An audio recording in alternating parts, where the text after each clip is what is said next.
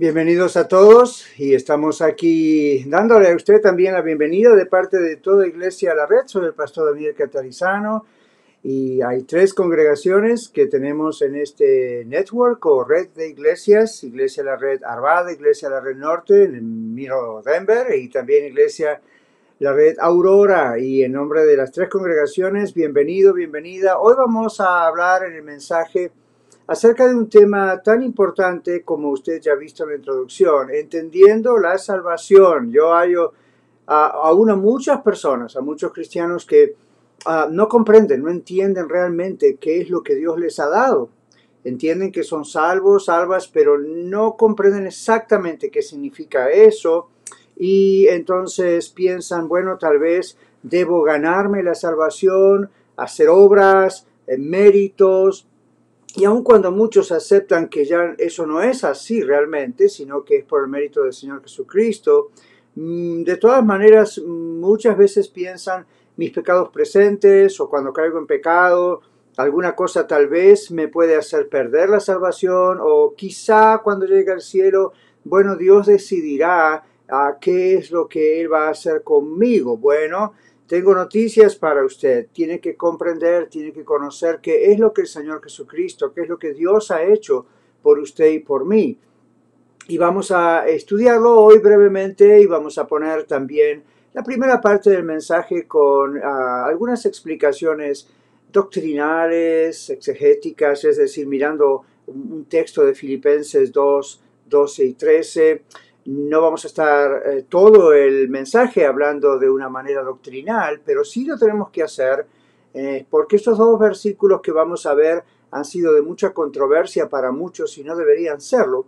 Y luego vamos a la segunda parte del mensaje a mirar las implicaciones prácticas que tiene para nuestra vida diaria el creer una cosa o la otra, es decir, el creer si tenemos que trabajar y esforzarnos para que Dios nos salve, o el creer realmente, como dice la Biblia, que ya somos salvos y porque somos salvos hay ciertas cosas que debemos hacer en la vida cristiana. Antes vamos a orar y luego entonces vamos a presentar el mensaje. Padre, te damos gracias en el nombre de Jesús, nuestro Dios, por darnos tu palabra que es verdad, y pedimos que todo corazón sea abierto en este momento para escuchar con claridad lo que tú tienes que decirnos.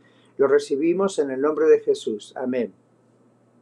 Bueno, vamos a mirar en nuestras Biblias el texto de Filipenses capítulo 2, versículos 12 y 13. El apóstol Pablo está escribiendo una carta a la iglesia en la ciudad de Filipos, y de allí el nombre de Filipenses, ¿verdad? Para los que son más nuevos tal vez en la palabra. Dice: por tanto, amados míos, como siempre habéis obedecido, no como en mi presencia solamente, sino mucho más ahora en mi ausencia, ocupaos o ocúpense en vuestra salvación con temor y temblor. Ahora, antes de seguir, palabritas claves aquí. Aquí no dice ocupados, ocúpense de vuestra salvación. Observe que el texto dice ocúpense en vuestra salvación, lo cual implica que ya la tenemos. Vamos a explicar cómo ser salvo, etc. Pero los que ya somos salvos, ocúpense en la salvación. Uno se ocupa en algo que tiene, no se puede ocupar en algo que no tiene. Si el texto dijese ocúpense de vuestra salvación, podríamos interpretar, ok, entonces tengo que tratar de lograrla. No, aquí dice ocúpense en vuestra salvación, primera palabra clave. Luego dice con temor y temblor. Vamos a ver qué significa eso. Verso 13 es muy clarificador porque dice, porque Dios, observe, porque Dios es el que en vosotros, en ustedes, produce tanto el querer como el hacer por su buena voluntad, o así el querer como el hacer por su buena voluntad. Ya nomás leyendo el texto despacio y bien, nos damos cuenta realmente qué es lo que significa. Y no vamos a seguir porque sería muy largo y esto es un mensaje, no es un estudio bíblico, una lección, pero el verso 14 dice hagan todos sin murmuraciones y contiendas para que sean irreprensibles. Entonces ya ahí otra vez la explicación de qué significa este asunto de ocuparse de la salvación con temor y temblor. Ahora, como les dije en la introducción, antes de la oración, hay todavía cristianos que dicen, bueno, yo creo en la gracia de Dios, ¿verdad? Yo sé que el Señor me salvó por gracia y hasta saben algunas definiciones teológicas acerca de la gracia, es un favor inmerecido de Dios, como que intelectualmente comprenden la idea de la salvación, pero en la práctica no viven con esa comprensión de lo que la Biblia dice acerca del regalo que Dios les ha dado. Ahora, un regalo no es algo que necesariamente se merece, ¿verdad? Y la salvación no la merecemos, nadie la merece. Un regalo se da porque alguien nos ama y quiere darnos algo muy especial. Dios nos ama y Juan 3:16, en palabra del mismo Señor Jesús, dice, porque de tal manera amó Dios al mundo que ha regalado, ha dado a su Hijo unigénito para que todo aquel que en él cree no se pierda, mas tenga vida eterna. Entonces, esto es un regalo, es Dios haciendo todo el trabajo, pero vamos a ver cuál es nuestra parte. Ahora, ¿qué significa en este texto? Yo lo tengo aquí abierto, espero usted también. ¿Qué significa este texto cuando dice cuiden la salvación? Ahora, que la salvación sea por gracia de Dios, que sea un regalo de Dios, realmente no nos exime, no nos, digamos, libra de la responsabilidad de cuidarla.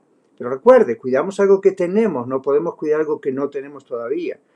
Pablo está hablando a cristianos, a creyentes, a seguidores de Cristo que ya tienen la salvación. Entonces dice, cuídenla. Ahora, claro, en español, como en inglés, esta expresión cuidar da inmediatamente la impresión de la posibilidad de perder. Bueno, vamos a ver qué significa en el original, en el griego original, donde esto ha sido escrito.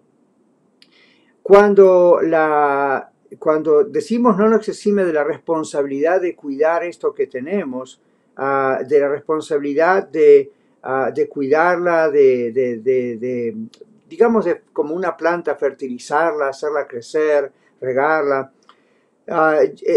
Nos está hablando no de hay una posibilidad de perderla, nos está diciendo en este texto que debemos cultivar nuestra relación personal con el Señor Jesucristo, con el soberano, con el creador de nuestras vidas y ahora el Salvador y Señor de nuestras vidas. Esta expresión cuidar significa que las obras que hacemos, las cosas que hacemos, todos, ya como hijos e hijas de Dios, adoptados por Dios gracias al sacrificio de Cristo en la cruz y su resurrección, realmente significa que estas obras que hacemos son el fruto, el producto, vienen como producto de esta nueva creación que somos. Somos una nueva creación en Dios, dice la Biblia. Escucha esta frase. Yo meditaba en este mensaje en la semana y estaba orando y esta frase vino a mi corazón. Los salvados obramos, hacemos obras porque somos salvos, no porque tratamos de serlo. Se lo repito, los salvados, los nuevos cristianos o los nuevos creyentes, ahí digo nuevos en cuanto a nuevas criaturas, aunque tengamos 50, 60 años o más de cristianos. Estoy diciendo, aquellos que seguimos a Cristo somos una nueva creación, ¿verdad? Entonces, obramos no para lograr la salvación, sino porque somos salvos. Entonces, los salvados obramos, ¿ok? Porque somos salvos, no porque tratamos de serlo. En el significado del idioma griego, estas palabras que tenemos nosotros en español, algunos de ustedes también quizá lo están leyendo en inglés en este momento, la palabra salvación aquí es realmente la palabra santificación. ¿Por qué? Porque cuando en la Biblia habla de salvación, incluye varias cosas dentro de lo que es la salvación. En primer lugar, incluye la justificación por la fe. Ese es un término legal que indica que en el momento que usted cree que Jesús es Dios encarnado, vino a morir en la cruz a pagar el precio, el castigo para lograr nuestra paz, nuestra reconciliación, la salvación con Dios en la cruz del Calvario, lo hizo Jesús y al tercer día resucitó. Cuando usted dice, sí, yo creo, yo pongo mi vida en las manos de Cristo Jesús, se produce algo espiritualmente que la Biblia llama justificación.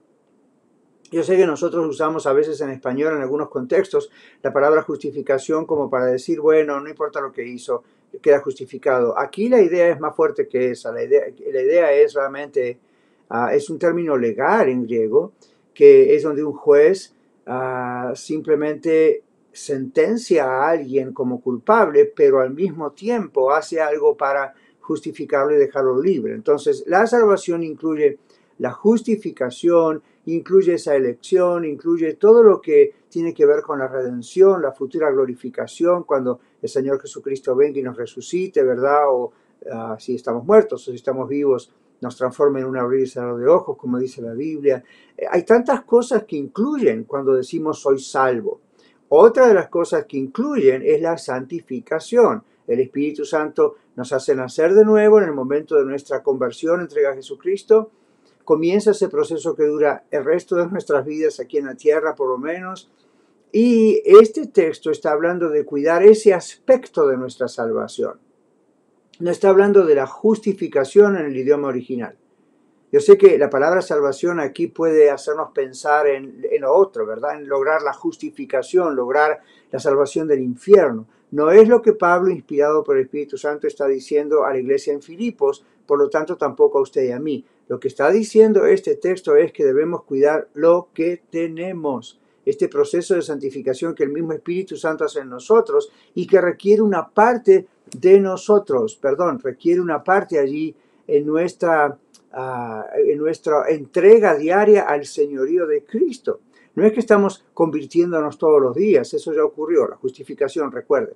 Pero sí estamos constantemente viviendo bajo esa gobernación, el señorío, el control de Cristo, porque le hemos dado nuestra vida, nuestra alma, nuestro espíritu, nuestro cuerpo, todo nuestro ser ya no nos pertenece. Somos hijos, hijas de Dios. Entonces, este texto habla de cuidar justamente este aspecto de nuestras vidas. Así que ya no se trata de una cuestión de cuidar el destino final, eso ya está asegurado por nuestro Señor Jesucristo cuando hubo una verdadera conversión. Yo sé, podríamos hablar de que hay personas que no están verdaderamente convertidas y creen que sí. Jesús dijo, no todo el que me dice Señor, Señor entrará al reino de los cielos, sino aquel que hace la voluntad de mi Padre que está en los cielos. Y este texto en Filipenses lo dice también porque dice que cuidemos nuestra salvación con temor y temblor, y ahí está hablando de nuestra obediencia a Dios.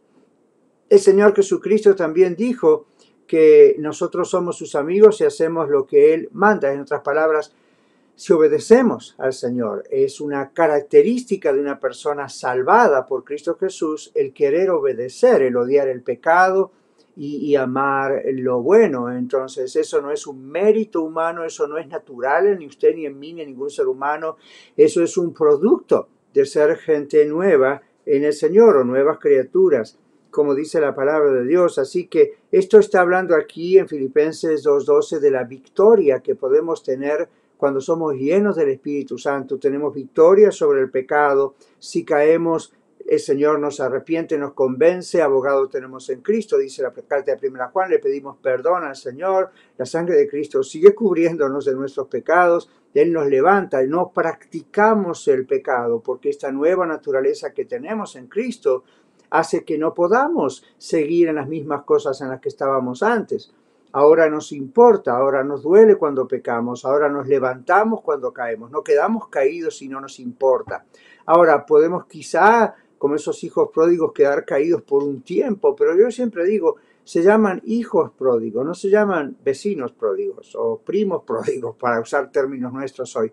Son personas que como hijos ya tienen legalmente esa categoría, son hijos, son hijas.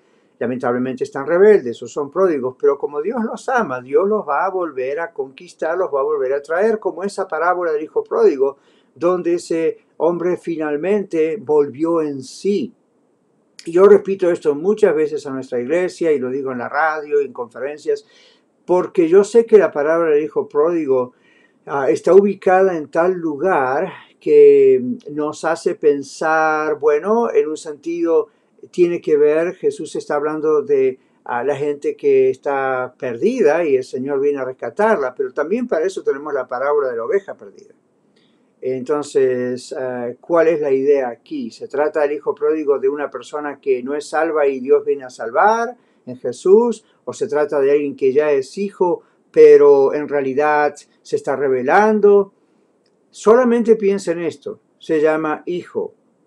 Tiene un padre. El padre lo espera, el hijo reacciona, vuelve y el padre lo recibe. ¿Ok? Lo dejamos ahí porque esa parábola podríamos verla en ambas cosas sin crear una ambivalencia, pero solamente la menciono para pensar, ese hijo pródigo no cuidó su herencia, ese hijo pródigo no cuidó su estatus como hijo, pero llegó un momento en que fue convencido debido a los problemas, debido al estar ahora pobre y realmente él mismo produjo su propio abandono. Pero el padre le amaba, el padre le esperaba, la prueba está en que de lejos lo vio y salió corriendo y se echó a su cuello y le besó, etc. Entonces, aquí tenemos el cuidar nuestra salvación en el sentido de obedecer al Señor. Tenemos que comprender esto, tenemos que entender esto. Ya vamos a ver por qué pasa, qué implicaciones, qué resultados tiene no comprenderlo. Y puede ser hasta un poco peligroso en nuestras vidas no comprender esto porque determina nuestras actitudes, determina nuestras decisiones, nuestras acciones. Entonces, crea muchas frustraciones de las que vamos a hablar en unos minutos más. Ahora, aquí también dice que debemos cuidar nuestra salvación, esta santificación que explicamos, y que debemos hacer progresos, debemos madurar, debemos crecer y debemos hacerlo con temor y temblor, ¿ok? Recuerde que estamos examinando el texto directamente y después vamos a mirar la implicación. Pero debemos cuidar con temor y temblor. ¿Qué significa esto? Bueno, aquí temor no es terror, ¿ok? No es tener miedo porque estamos asegurados. Acabamos de decir que tenemos ya seguridad de esa salvación. Está hablando del temor como una precaución sana, el original me refiero. Es una precaución sana, es un permanente estado de vigilia, ¿ok? Donde estamos velando, como dice otro texto, hasta la segunda venida de nuestro Señor Jesucristo. Y ese velar no es algo pasivo, sino es algo muy activo, muy proactivo, donde estamos constantemente, como dice la palabra de Dios, velando porque el ladrón, Satanás, el enemigo, anda como león rugiente buscando a quien devorar. Y debemos resistirle firmes en la fe. Pero dice, estén vigilantes porque vuestro adversario el diablo está tratando de buscar la oportunidad siempre de empujarlos para hacerlos caer, de tentarlos. Entonces, este estado de temor y temblor en Filipenses 2 es esa idea también. Es esa idea de con la ayuda del Señor, con el Espíritu Santo, ser llenos de Él, como dice Efesios 5:18, para justamente no caer en las trampas que el enemigo constantemente pone a nuestro alrededor. También temor y temblor en el contexto original del griego significa la idea de estar vigilantes de nosotros mismos en cuanto a la posibilidad de ser arrogantes, pensando, bueno, no he caído esta semana en muchos pecados, wow, la verdad que estoy muy bien como cristiano. Si es que no ha caído y no hemos caído, demos gloria a Dios, alabemos al Señor por el poder, por las fuerzas, porque Él nos hace obedecerle, pero este asunto de temor y temblor también tiene que ver con tener cuidado con la arrogancia, porque hemos tenido buenos resultados y no estemos pensando eso se debe a que soy tan bueno. Entonces, si estoy madurando y si veo que la llenura del Espíritu Santo, por supuesto, me está dando este gran resultado de poder vivir mejor, gloria a Dios, ¿ok? Gloria a Dios, pero con temor y temblor, con reverencia, con humildad, es la idea en el original. La idea también en el original es hacer ejercicio, es cuidar. En inglés me gusta más la versión porque hay una versión en inglés que dice workout y es un poco más la idea de ese trabajo que hacemos quizá en el gimnasio o en casa, de caminar, de levantar pesas, de ejercitar, o es el trabajo de hacer un tipo de ejercicio así como quien dice en la vida a través de las pruebas. La Biblia dice estemos alegres e inclusive gozosos cuando hay diversas pruebas, porque la prueba de nuestra fe produce paciencia. Otra vez, ahí está la idea de workout, la idea de ejercitar, de que la fe pasa como por fuego, es una prueba. Todo eso está incluido. Y yo veo aquí, en cuanto al original en griego, con la idea de esta precaución seria, de esta vigilia, de este trabajar y trabajar en lo que tenemos. Vuelvo a recalcar eso, no podemos trabajar en lo que no tenemos. Estamos trabajando en lo que tenemos y estamos vigilantes para hacer lo correcto, para vivir una vida santa gracias al poder de Dios. No podemos decir, es que yo quiero pero no puedo, porque eso es negar al Señor. Tenemos que decir es que lo que yo tengo que hacer es realmente someterme al Señor, porque Él está conmigo, Él está en mí, pero Él quiere que ese sometimiento sea constante y diario. Entonces, por supuesto, el poder está disponible para mí, el poder de Dios. Ahora, si uno dijera, bueno, yo voy a lograr mi salvación con mis acciones, mis méritos, mis buenas obras, hay un teólogo que se llama Gill, de apellido, ya está con el Señor, pero él dice en un momento, y le voy a leer este párrafo, dice, si uno piensa que que cuidar la salvación con temor y temblor aquí significara que vamos a tratar de ganar nuestra salvación por bondad, buenas obras, etcétera, dice, si todo eso se pudiera obtener, si la salvación, dice Gill, se pudiera obtener entonces por sus buenas obras o acciones, este sentido es contrario a las escrituras y negaría, dice Gill, cualquier parte de la salvación, tales cosas como la elección, la justificación, el llamamiento, y esto es repugnante, dice Gill, repugnante a las perfecciones de Dios, por ejemplo, la sabiduría de Dios, la gracia de Dios, la justicia de Dios, porque ¿dónde estaría la sabiduría y el amor de Dios al formar un plan de salvación, sacrificar, enviar a su Hijo para llevarlo a cabo, la salvación, y después de todo esto quedara en nosotros como seres humanos resolver por nosotros mismos la salvación? Dice Gill además, ¿dónde estaría la justicia de Dios al admitir una justicia imperfecta como es la del ser humano para lograr la salvación y para lograr la justicia perfecta de Dios? Entonces no hay forma de que la salvación se obtenga por obras, por esfuerzos, por méritos, por buena conducta. Dice él para finalizar el comentario, aun si hubiese alguien perfecto en la tierra, tampoco podría ser meritorio para la salvación, hablando de sus obras, porque requisitos de méritos siempre le faltarían. Ahora, perdón, otro autor dice también, ¿qué pasaría si la salvación fuese por obras en relación a lo que Cristo hizo en la cruz del Calvario? Dice, bueno, la muerte de Cristo sería en vano. Segundo, se alentaría la jactancia del ser humano.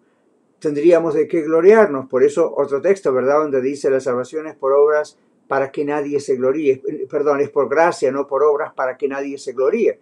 Entonces este autor dice, bueno, además de que la muerte de Cristo sería en vano si pudiésemos lograr nuestra salvación por nuestras obras, buena conducta, etc., la muerte de Cristo sería en vano, se alentaría nuestra jactancia, podríamos tener de qué gloriarnos si alguien pudiera ser salvo por obras. Luego las obligaciones de obediencia que Dios nos dice que debemos tener por amor, como les dije antes, ¿verdad? Vosotros sois mis amigos, haced lo que yo os mando, dice el Señor. La redención en Cristo, todo eso sería debilitado, sería destruido, no sería necesario. Y además de todo esto, para finalizar, el autor dice, la salvación, claramente la Biblia, vez tras vez, pasaje por pasaje, texto por texto, dice, solamente Cristo salva. No hay un mediador entre Dios y los hombres, solamente Cristo. Así que ni siquiera usted puede ser su propio mediador. A veces criticamos a la iglesia romana diciendo, bueno, ellos piensan que la Virgen María es la mediadora. Pero también pensemos en nosotros. Eso es un error. La Biblia dice que no hay nadie, hay solamente un mediador entre Dios y los hombres, Jesucristo hombre. Pero ¿qué tal nosotros cuando a veces pensamos voy a ganar mis obras por mi santificación, cosa que solamente puede dar el Espíritu Santo después de nuestra salvación? Pero a veces pensamos, yo voy a lograr ser santo por mis obras, mi conducta, mi forma de vestir, hacer esto y lo otro, cuando en realidad esas cosas son el resultado de ser salvos, no son los mecanismos para ser salvos. Entonces, si los usamos como mecanismos para ser salvos, ¿qué estamos diciendo? Yo soy el mediador, yo soy la persona que puede salvarme. Eso sería una abominación delante del Señor. Solo Jesucristo salva, ¿ok? Entonces, las palabras pueden ser traducidas en este texto para ir concluyendo esta parte más teológica, más exegética, doctrinal. La idea es trabajen en su salvación, empléense, dice otra versión, ocúpense, dice otra versión, en todas las cosas que acompañan a lo que ya tienen, la salvación, la justificación. El apóstol Pablo nos exhorta entonces a continuar trabajando en esto que Dios nos ha dado, y esto se hace por medio de la obediencia alegre, gozosa a Dios, para al final entonces gozar la recompensa que en realidad nos espera, nuestra herencia. La Biblia dice somos coherederos con Cristo Jesús. Entonces constantemente debemos atender a la palabra de Dios, a las ordenanzas del Señor. La Santa Cena o Cena del Señor, el bautismo, no son mecanismos o sacramentos para lograr la salvación, sino que los hacemos porque somos salvos. y gráficamente Dios nos ha dado estos elementos para mostrar el ministerio de Jesús, para mostrar su muerte en la cruz, para mostrar su resurrección, para mostrar nuestra propia muerte, nuestro propio yo y nuestra resurrección con Cristo, ¿verdad? Entonces, esto es un temor reverente, esto hacemos estas cosas con un santo sentido de reverencia y de gloria y de exaltación y de gozo. Cuando estamos participando en la cena del Señor, debemos no estar pensando estoy en un funeral recordando a un muerto, estoy recordando el increíble, doloroso, terrible sacrificio de Jesucristo en la cruz. Se puso en mi lugar para pagar por mis pecados, para darme la salvación, pero al tercer día resucitó y un día estaremos con él cara a cara, y es un acto celebratorio y Dios quiere que lo hagamos. El Señor Jesucristo dijo a los apóstoles y por ende a todos nosotros también, hagan esto todas las veces en memoria de mí y háganlo hasta que yo venga. ¿Ok? Entonces, todas estas cosas se hacen con temor y temblor, en el sentido de con alta reverencia, con tremendo gozo en Cristo y con tremendo placer en el Señor. ¿Ok? Bueno, habría muchas cosas más si estuviésemos en una clase o un estudio bíblico. Yo tengo hojas y hojas aquí en mis manos con muchos datos, pero no podemos hacer de este mensaje algo demasiado extenso. Pero sí vamos a decir esto. Este obrar en nuestra salvación que ya tenemos y hacerlo con este alto grado de temor, de reverencia al Señor, con modestia y humildad, no vanagloriándonos, como decíamos, sino gozándonos en el Señor que está actuando dentro de nosotros, que está dando testimonio a nuestro espíritu que somos hijos de Dios y que buscamos su llenura para que todo esto se haga realmente una realidad. Es realidad, pero para que lo podamos ver y vivir así en realidad. El Señor Jesucristo dijo, el que cree en mí de su interior correrán ríos de agua viva. Y esto dijo del Espíritu Santo que vendría sobre ellos, etc. Entonces, si usted se pregunta por qué yo no siento como ríos de agua viva en mi corazón, aunque soy salva, bueno, déjeme decirle, la culpa no es del Señor, ¿ok? Ahí está fallando usted. ¿Cómo puedo estar fallando yo? No nos estamos aferrando a Él, estamos viviendo como si Él no fuese nuestro Señor, estamos tomando control de nosotros mismos, entonces vez tras vez caemos en tentaciones. Y tentaciones no son solamente pecados de adulterio, inmoralidad, drogadicción y todas esas cosas. Esos son pecados con altas consecuencias. Estamos hablando de nuestro propio dominio. Vamos a ver en un momento más el engaño de Satanás en ese área. Pero en Filipenses 2:13 dice, para que todo quede más claro y sin ningún lugar a dudas, es el Señor el que obra en usted, dice. El Señor obra en ustedes, tanto el querer como el hacer por su propia voluntad.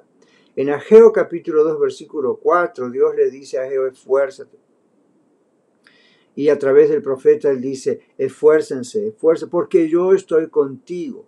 Entonces, el esfuerzo que nosotros hacemos y que debemos hacer no logra ninguna cosa en la salvación, sino simplemente nuestra obediencia. ¿Y por qué nos dice el Señor que nos esforcemos? Porque Él está con nosotros. Yo a veces lo comparo con cuando mis hijos eran pequeños y de pronto apenas aprendían a caminar. Ya podían caminar, pero los niños se cansan más rápido que los adultos o que los jóvenes. Y los llevábamos de la mano, ¿verdad? Y de pronto se tiraban al suelo porque ya no querían caminar y les decíamos, no, esfuérzate, tus piernitas tienen que esforzarse, te sigo manteniendo de la mano, pero no voy a arrastrarte por aquí, tienes que caminar. Entonces el niño hace su parte mientras que papá hace su parte.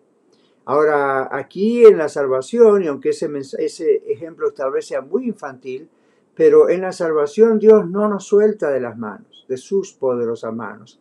El Señor Jesucristo dijo, mi Padre que me las dio mayores que todos y nadie las puede arrebatar de la mano de mi Padre. Entonces, a veces somos rebeldes, a veces miramos a nosotros mismos en vez de mirar al Señor, hacemos nuestros berrinches, como decimos aquí, pero el Señor no nos está soltando de las manos, quizás nos tiene que disciplinar y a veces nos cuesta la vida cristiana por nuestra propia culpa. En vez de caminar queremos ser arrastrados.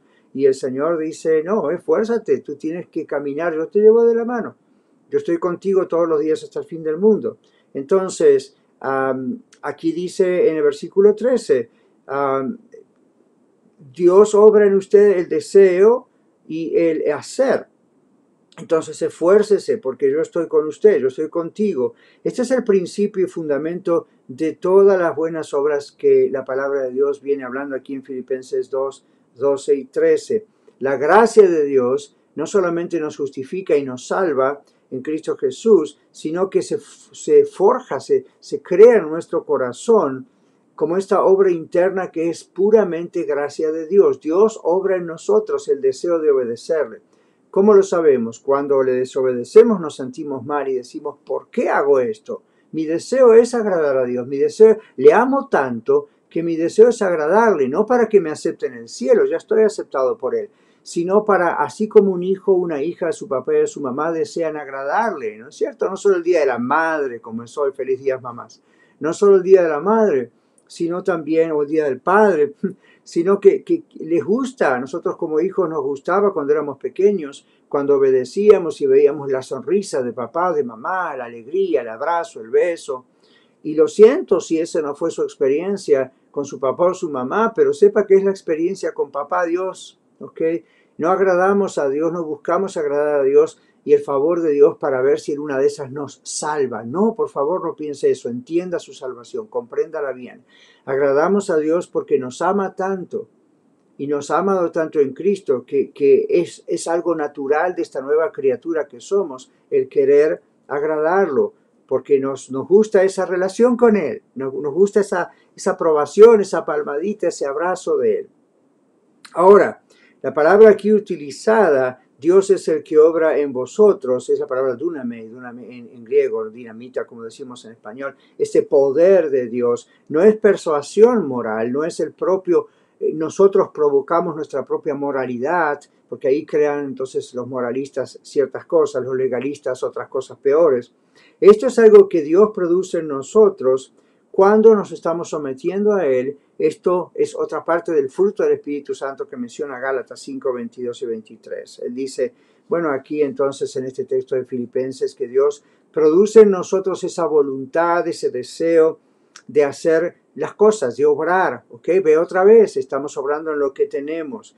Así que Dios obra en nosotros, en hombres y mujeres convertidos de verdad a Él, esta voluntad para hacer lo que es espiritualmente bueno, ese deseo de no dejar de congregarnos, ese deseo. Ayer me decía un hermano, con esta pandemia, cómo extraño la iglesia, cómo extraño adorar junto con los hermanos. Lo hago en casa, pero como yo dije, hermano, yo también, cómo lo extraño.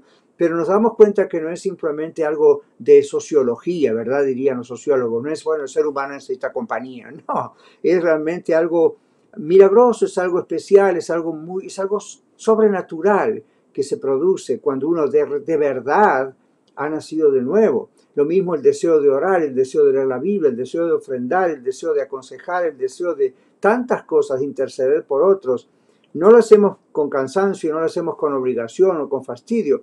Es algo que Dios ha puesto. Es realmente, si usted quiere saber si es salvo, si es salva, pregúntese si estas cosas que he mencionado le surgen, entre comillas, naturalmente. Si le surgen así, realmente no cree usted que es bondad suya. Esto es Dios produce en sus nuevas criaturas esto. Ahora vamos a ir concluyendo con implicaciones, porque hay una trampa en todo ser humano, y la trampa es de Satanás. Y comenzó este enemigo haciéndolo con Adán y Eva en el jardín del Edén.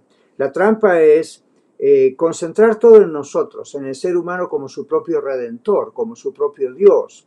Entonces, esto es lo que pasa en todas las religiones del mundo, en el humanismo y en la nueva era, New Age, que han infiltrado también, en realidad, todas las religiones del mundo, y las religiones del mundo tienen algunas prácticas muy sospechosas, pero todas tienen que ver con el ser humano. La idea es que el ser humano es salvado por las ciencias, o el ser humano va a salvarse por el propio ser humano. La tecnología va a seguir avanzando, la ciencia va a seguir avanzando, el ser humano va a encontrar la manera de vivir más años y todas esas mentiras. Entonces, eso a veces ha penetrado también la rama de la iglesia cristiana, por decirlo así, en el mapa mundial de religiones, digamos. Hay varias sectas que están dentro de lo que se llama el cristianismo. No deberían estar, pero están. Y todo está basado en reglas, y todo está basado en ritos, y todo está basado en la idea de que haciendo 7, 10 sacramentos vamos a ser salvos. La prueba es que eso ni siquiera es así. Número uno es la Biblia, nunca la Biblia dice eso. Número dos, que vamos a ser salvos por sacramentos o ritos. Número dos, nadie los hace. Por lo tanto, siempre tienen la duda de ser salvos, porque nadie los hace. Y los que los hacen saben que no los pueden hacer a la perfección. Entonces, pero esa es la trampa de Satanás. Todo está concentrado en uno. En nuestro poder mental o nuestra forma de meditar y llegar al cosmos, o nuestra forma de comunicarnos con los dioses, o mencionando lo que diferentes religiones dicen, o en el cristianismo, otra vez como religión, entre comillas, la idea de no perderse ningún sacramento, o la idea de nuestra forma de vestir o de hablar, o la idea de nuestra forma de conducirnos, o etcétera. Se da cuenta, es una gran trampa, todo depende de nosotros, es nuestro esfuerzo humano, es lo que va a enternecer el corazón de Dios para salvarnos. Nada más lejos de la verdad. Comprenda, entienda por favor su salvación. Si usted le ha entregado de verdad su vida al Señor Jesucristo, el Espíritu Santo le tiene que estar dando testimonio a su espíritu que usted es hijo de Dios. Si eso no ocurre, tal vez usted tenga que entregar su vida a Cristo este día.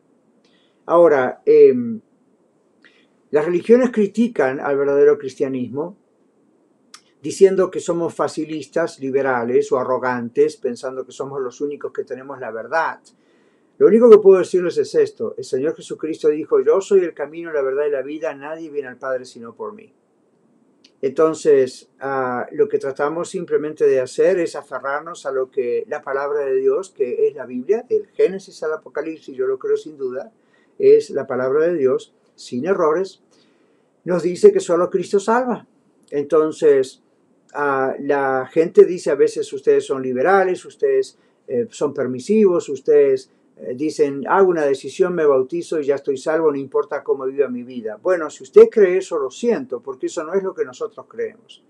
Lo que nosotros creemos es lo que la Biblia dice. Cuando de verdad se produce un nuevo nacimiento, cuando uno confiesa sus pecados, se arrepiente, recibe a Cristo como Señor y Salvador, el Espíritu Santo entra en nuestra vida, Dios, ¿verdad?, nos hace nacer de nuevo. Cuando eso ocurre, cuando ocurre de verdad, nuestra vida no es igual.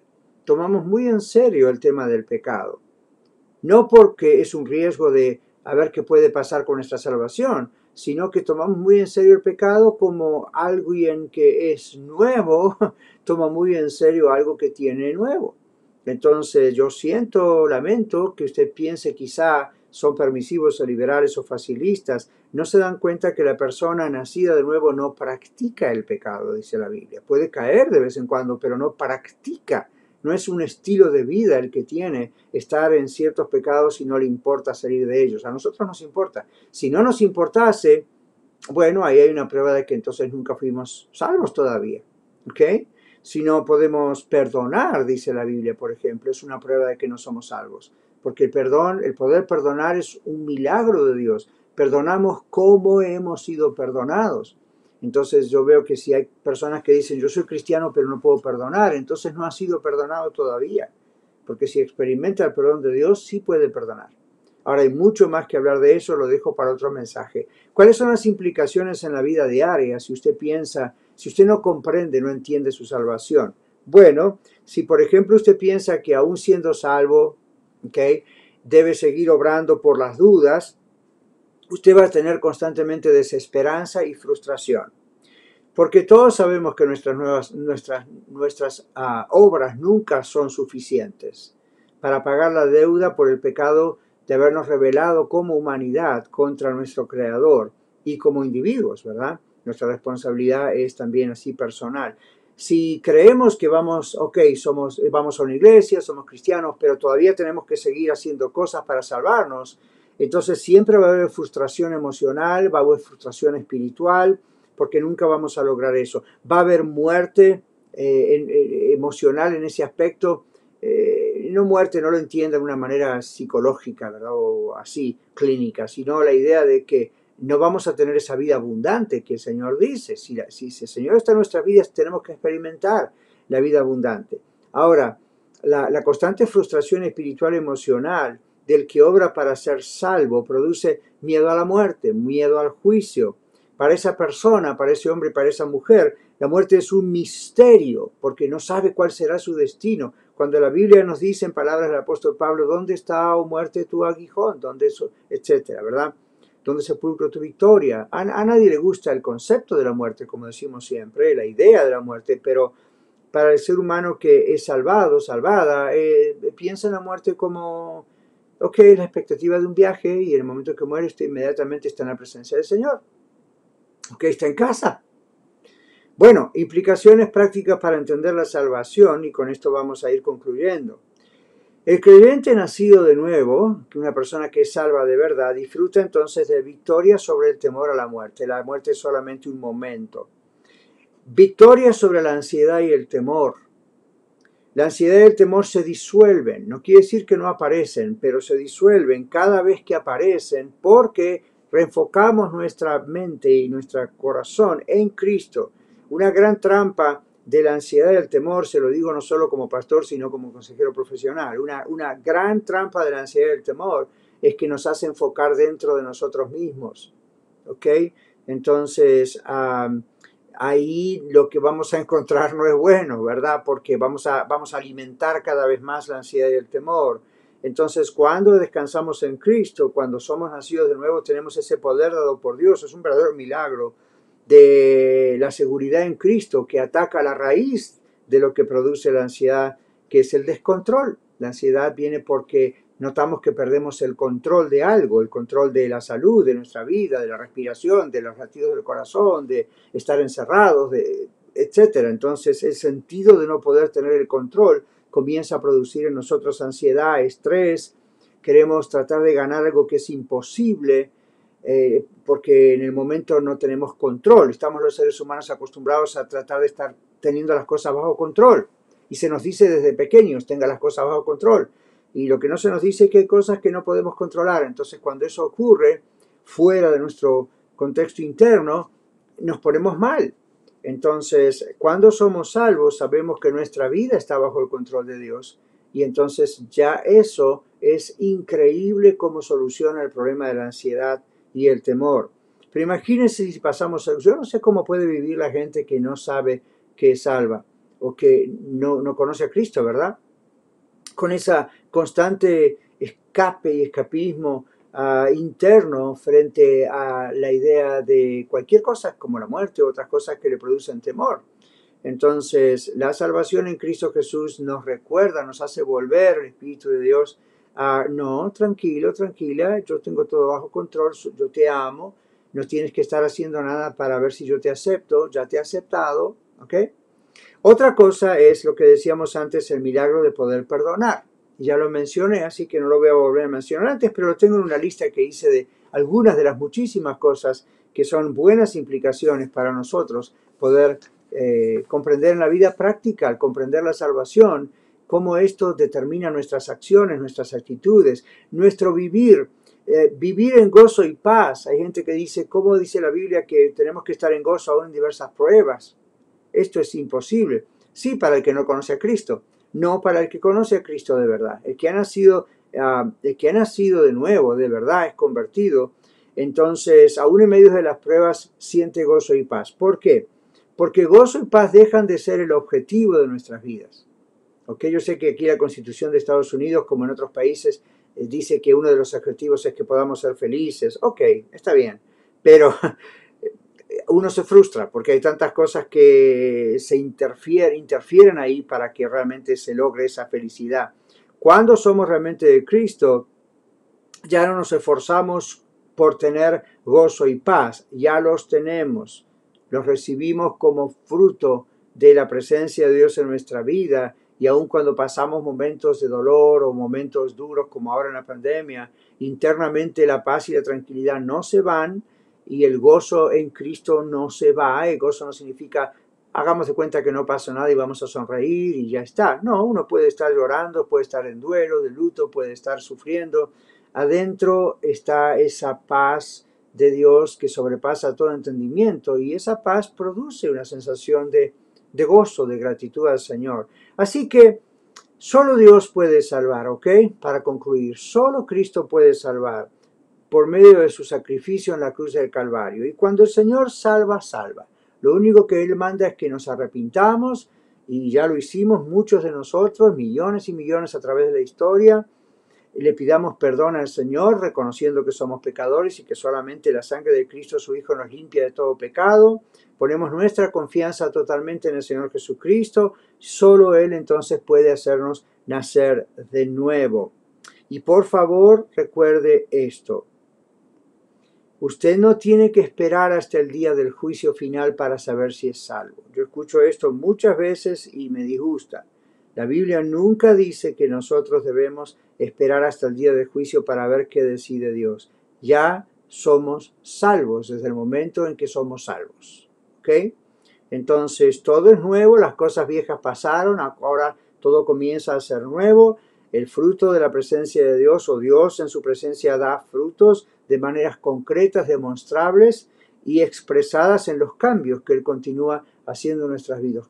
Cambios que no podemos hacer de afuera hacia adentro, sino de adentro hacia afuera los hace el Señor. Comprenda de qué se trata, por favor, la salvación que usted tiene, y deje de vivir en ignorancia al respecto, siempre tratando de ganar aquello que ya tiene. Por pura gracia, viva en libertad, viva en victoria, viva en la responsabilidad que involucra ser un hijo o una hija de Dios. Pero viva, por favor, ¿ok? Y cuando usted nace de nuevo, usted se va a dar cuenta que no es así liberal y hace lo que quiera, al contrario. Espero que todo esto le pueda ayudar. Recuerde que puede contactarnos y recuerde que estamos para usted, ¿ok?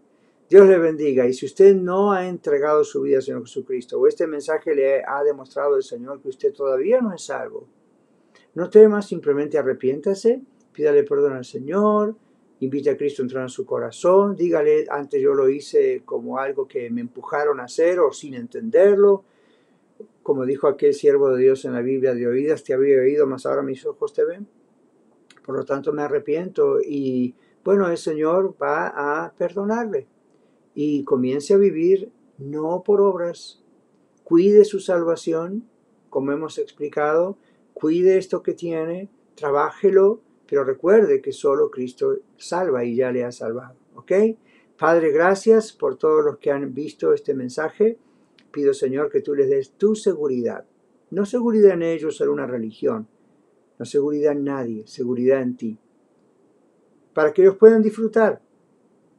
Perdónanos cuando tenemos temor, cuando pensamos que es nuestra responsabilidad ser salvos y que depende de nosotros. Y al mismo tiempo ayúdanos a trabajar, a cuidar esto maravilloso que tenemos, a hacer nuestra parte, a crecer en ti, porque esto dicta y determina cómo pensamos, cómo actuamos, cómo decidimos las cosas, cómo vivimos. Y queremos vivir esta vida abundante que tú nos has dado y ser de testimonio a otros para que otros también sean salvos. En el nombre de Jesús. Amén. Muchas gracias. Nos encontramos la próxima vez. Bye bye.